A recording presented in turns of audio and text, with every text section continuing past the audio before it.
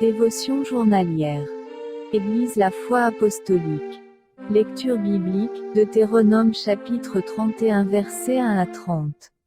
Car je mènerai ce peuple dans le pays que j'ai juré à ses pères de lui donner, pays où coule le lait et le miel, il mangera, se rassasiera, s'engraissera, puis il se tournera vers d'autres dieux et les servira, il me méprisera et violera mon alliance.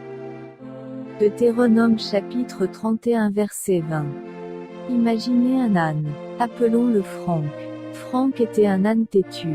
Il était si têtu qu'il élevait la tête à n'importe quel ordre et ne faisait que le contraire de ce qu'on lui demandait.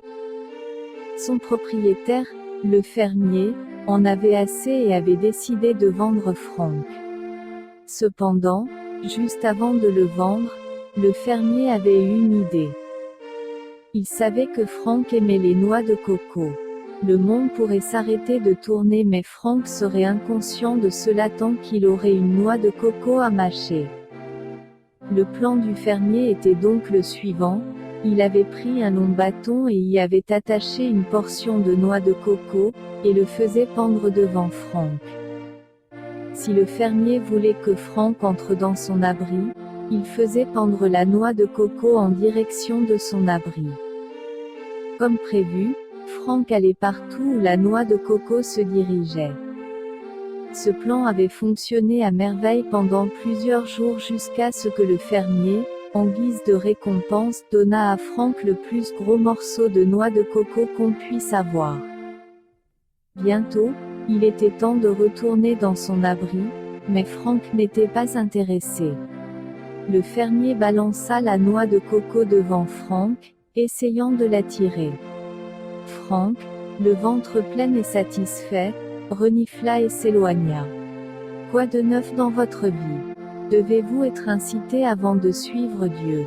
Que se passe-t-il lorsque tout prospère pour vous? Si vous traversez une période de souffrance, reconnaissez la bénédiction que vous pouvez avoir en vous rapprochant de Dieu. L'adversité peut recentrer notre attention sur Dieu, mais contrairement à l'âne, nous pouvons choisir de rester concentrés sur lui, même lorsque le fardeau diminue. Ne soyez pas comme les enfants d'Israël, qui ont oublié Dieu une fois satisfaits de la substance temporelle. Suivez Dieu dans les bons et les mauvais moments et vous trouverez un bonheur exceptionnel. Contexte.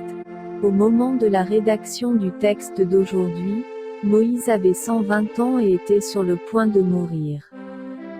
Il s'est adressé aux enfants d'Israël de manière personnelle, leur livrant des informations sur sa retraite et sa mort, la nomination de Josué comme son successeur et une prophétie sur la rébellion d'Israël. Le Seigneur a souvent rappelé aux gens d'écouter sa parole et de lui obéir. Au cours de son long ministère, Moïse avait gardé l'historique de ce que Dieu avait fait et dit, et il a transmis cet historique aux sacrificateurs lévites qui portaient l'arche de l'Alliance. Il a ordonné aux sacrificateurs de garder le livre de la loi à côté de l'arche dans le Saint des Saints.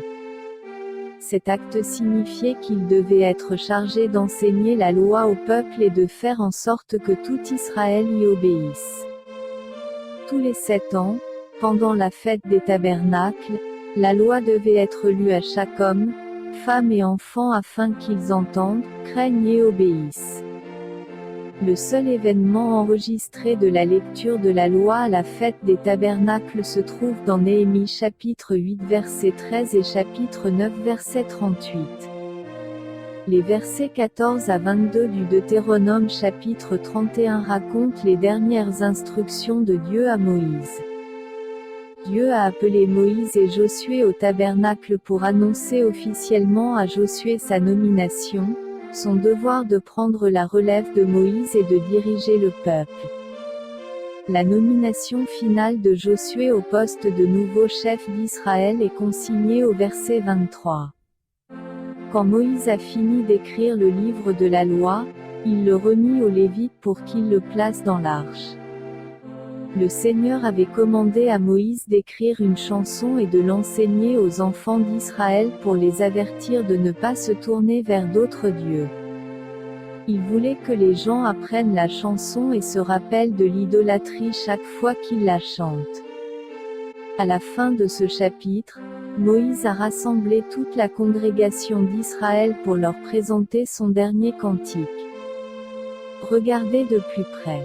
Comment Dieu a-t-il fait en sorte qu'Israël sache qu'ils devraient revenir à lui quand ils auront des difficultés à cause de leur méchanceté? Comment pouvons-nous voir la fidélité de Dieu dans son châtiment d'Israël?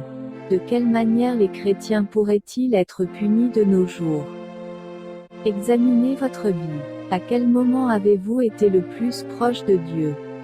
Comment avez-vous grandi spirituellement à ce moment-là? Conclusion. Quoique Dieu ait averti son peuple qu'il se détournerait de lui, il leur a quand même donné le choix de le servir.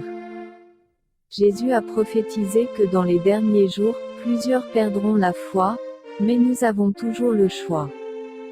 Le servez-vous? Bonne journée à vous. Deutéronome 31. Moïse adressa encore ces paroles à tout Israël. Aujourd'hui, leur dit-il, je suis âgé de 120 ans, je ne pourrai plus sortir et entrer, et l'Éternel m'a dit, tu ne passeras pas ce Jourdain. L'Éternel, ton Dieu, marchera lui-même devant toi, il détruira ces nations devant toi, et tu t'en rendras maître. Josué marchera aussi devant toi, comme l'Éternel l'a dit. L'Éternel traitera ces nations comme il a traité Sihon et Og, roi des Amoréens, qu'il a détruits avec leur pays. L'Éternel vous les livrera, et vous agirez à leur égard selon tous les ordres que je vous ai donnés. Fortifiez-vous et ayez du courage, ne craignez point et ne soyez point effrayés devant eux, car l'Éternel, ton Dieu, marchera lui-même avec toi, il ne te délaissera point, il ne t'abandonnera point. Moïse appela Josué, et lui dit en présence de tout Israël, fortifie-toi et prends courage, car tu entreras avec ce peuple dans le pays que l'Éternel a juré à leur père de leur donner, et c'est toi qui les en mettras en possession. L'Éternel marchera lui-même devant toi, il sera lui-même avec toi, il ne te délaissera point, il ne t'abandonnera point, ne crains point, et ne t'effraie point. Moïse écrivit cette loi, et il la remit au sacrificateur, fils de Lévi, qui portait l'arche de l'alliance de l'Éternel, et à tous les anciens d'Israël. Moïse leur donna cet ordre, tous les 7 ans, à l'époque de l'année du relâche, à la fête des tabernacles. Quand tout Israël viendra se présenter devant l'Éternel, ton Dieu, dans le lieu qu'il choisira, tu liras cette loi devant tout Israël, en leur présence. Tu rassembleras le peuple, les hommes, les femmes, les enfants, et l'étranger qui sera dans tes portes, afin qu'ils t'entendent, et afin qu'ils apprennent à craindre l'Éternel, votre Dieu, à observer et à mettre en pratique toutes les paroles de cette loi. Et leurs enfants qui ne la connaîtront pas l'entendront, et ils apprendront à craindre l'Éternel, votre Dieu, tout le temps que vous vivrez dans le pays dont vous prendrez possession, après avoir passé le Jourdain. L'Éternel dit à Moïse, voici, le moment approche où tu vas mourir. Appelle Josué, et présentez-vous dans la tente d'assignation. Je lui donnerai mes ordres. Moïse et Josué allèrent se présenter dans la tente d'assignation. Et l'Éternel apparut dans la tente dans une colonne de nuée, et la colonne de nuée s'arrêta à l'entrée de la tente. L'Éternel dit à Moïse, voici, tu vas être couché avec tes pères. Et ce peuple se lèvera, et se prostituera après les dieux étrangers du pays au milieu duquel il entre. Il m'abandonnera, et il violera mon alliance, que j'ai traitée avec lui.